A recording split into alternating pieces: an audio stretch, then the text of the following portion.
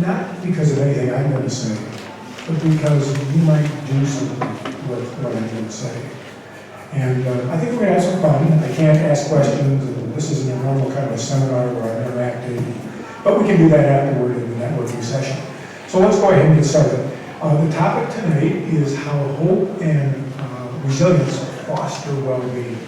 I don't know about you, but there's never been a time in my life that I've needed that more than right now. Each of us, I'm going to make an invitation for you, have to learn to be your own primary caregiver, of hope and well-being. Nobody else is going to do it for you, and you can't delegate that to anyone else. You have to learn to do it. You have to really own that.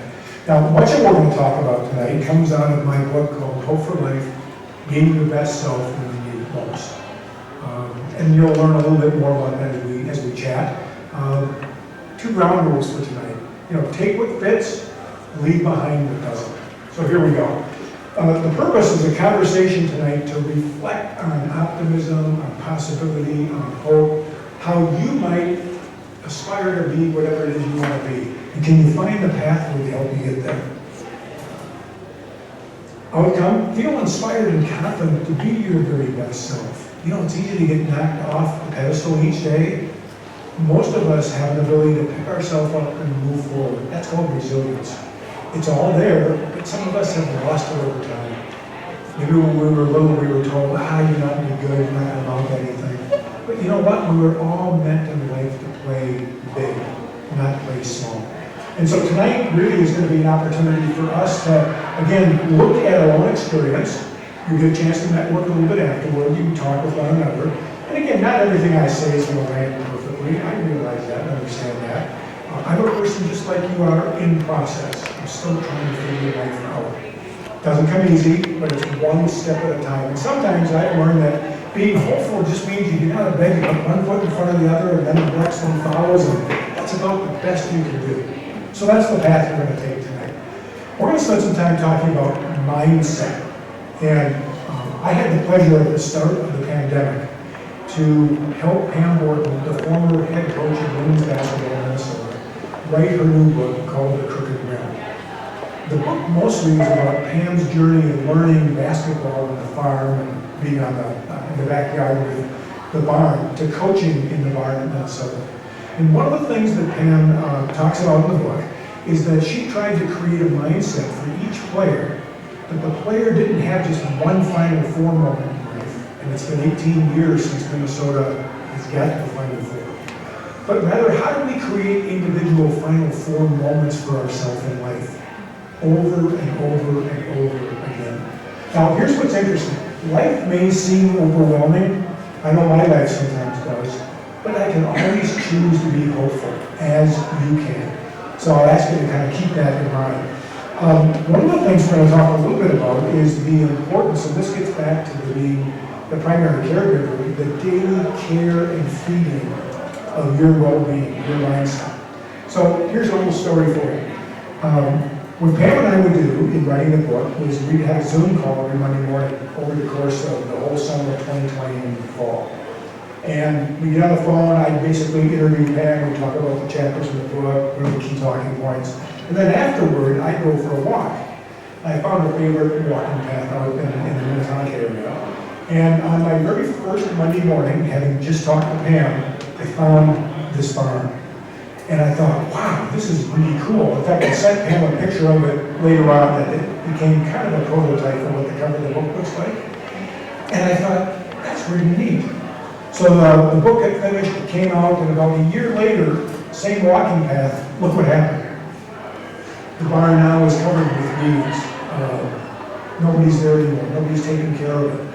And so the invitation I have for everybody tonight is to think about how are you taking care of yourself, your own hope, your own resilience, your own well-being. We have to be accountable for that. Now, this comes out of the Twin Cities, Minneapolis Y. I think it's a great illustration of these three concepts of health, wellness, and look at what well-being is all about. Well-being is about, according to the Y, finding your best self and using your talents and abilities in the very maximum way that you can. Now, the why adds in a little idea, a little component around community and environment, and that's kind of their field. But all of us have an opportunity, I think, to find who we really are. And so let's talk about the road of life. It's full of uncertainty, isn't it? We don't really know what's right around the corner. The best we can do is just sometimes take a detour. Sometimes we take an unexpected turn. Here's the challenge, everybody. How do you keep your eyes ahead of you and not live your life through the rearview mirror? You know, a lot of people do that, live their life through the rearview mirror. I still, in seminars and workshops, have managers and leaders say, gosh, I really long for the good old days. I can't wait till we get back to, well, those days are gone forever. I was at a conference recently and the speaker said, you know, there's not a new normal. What there is a new reality. And the new reality is such that we have to constantly reinvent ourselves. We have to find, as my friend Melissa likes to talk about, joy in life. We've got to find that spot where the best of who we are comes out naturally, authentically, and we nurture that. So that's the challenge. We really need both. We need to look to the future, respect the past, and sometimes it means letting go of the past. Perhaps you had moments where what you have been doing, you thought would take you to the future, but you know what? They may not. And are you in a position that you're willing to let go and throw yourself into the role? Okay, here's our first lesson. The first lesson was actually taking care of yourself on a daily basis. This is unexpected hope. So I had the chance to work with a group in Minnesota that provides a nonprofit that provides well-being, hope, healing for parents that have lost children. So I was invited to give a talk titled Finding Hope Beyond the Holidays. And what was interesting was I found myself saying, what am I going to say to this group of parents, family members, brothers and sisters who lost a loved one to cheer them up, to give them some sense of hope. So once again, what did I like to do? Go for a walk. We got another walking path that I'm talking about. And I've probably gone down this path 50 times. On this particular walk, walking along, and maybe you've had this sense before, this intuition told me, go up those stairs. And so I did. And here's a picture of the stairs. Here's the stairs from the bottom. So remember, the question I'm asking myself is, and this is a true story, what am I going to possibly say to these people to make their life better? Lo and behold, on a bench, this is what I found. This painted stone called Spread Joy. Now, in that moment, everybody, I truly felt like I wanted to make this just my precious and put it in my pocket and keep it. And I realized, you know what? The creator of this stone didn't paint this just for Jim to find, put it in my pocket, hoard it. No, this creator made this to share with other people. So I adopted this and took it on my personal journey of saying, how can I help spread joy? How can I lift spirits? How can I smile? How can I put a spring in people's step? And I would invite you to do the same thing. You know, it's interesting. The late Martin Luther King, 60 years ago, the famous walk, he actually said, out of a mountain of despair, a stone of hope. And when I thought about that, I thought, wow, that is phenomenal. I mean, I don't know about you, but I climb the mountain of despair almost every day. Sometimes it's multiple days. And back to my example earlier, sometimes the best I can do when I fall down is pick myself up, put one foot in front of the other, and just keep going. So I can't really walk away from this without some definition of resilience. So here's one way to define resilience: the ability to bounce back, to turn adversity into opportunity.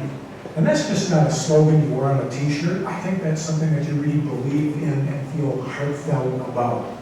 And so what I'd like to do is share with you, I can work the clock here, a model. In my book, I create this idea called live. How do you live each day? And the L means let go with faith. The I is be inspired by others and for yourself. The third one is being vibrant in life. I think we were all meant to shine in life. We weren't to shrink. We weren't meant to shrink and play small. While we can't all be Kobe Bryant's, well, he's not here anymore, so he can't be him. God rest his soul. But he was a player who, when the game was on the line, he always wanted the ball, didn't he? He wanted to take the ball in the game and win. And here's the last one, energy. Where do we focus our energy? How do we find that something extra when the chips are down and we're feeling horrible to keep going? In the middle of a constant challenge to pick ourselves up and keep going. So that's the live model, and it's something you can take away and just kind of think about for yourself. And all of us, I think, in life, in order to be what we want tomorrow, may have to let go of something today. That's a hard thing to kind of do. So, let's talk a little bit about how do you live. Here's what I'm going to ask you to think about. We can't do this in an interactive kind of way. But think about, what is it that I'm hopeful for? So in the end of the book, I asked the reader to think about what are you hopeful for and what are you grateful for. Here's the next one. What am I grateful for? Now, some of you may have children that have gone to therapy and maybe built a gratitude jar, and you put little slips of paper in a jar and a child can say, I'm grateful for grandma, I'm grateful for granddad, whatever, as a way to kind of pick them up. Here's the next question. What or who inspires me? Here's the next question. How can I be vibrant? How can I shine? How can I be the best I can be? Without necessarily having to be, charismatic and be, a talk show artist or to be Travis. And then the last one is, where do I focus my energy? We all have an abundance of energy, but unfortunately, like our natural resources, sometimes it's untapped. So here's my challenge for you. How can you pick yourself up each day, be the best person you can be, when the game of life is on the line and it's really needed? Thank you very much, everybody.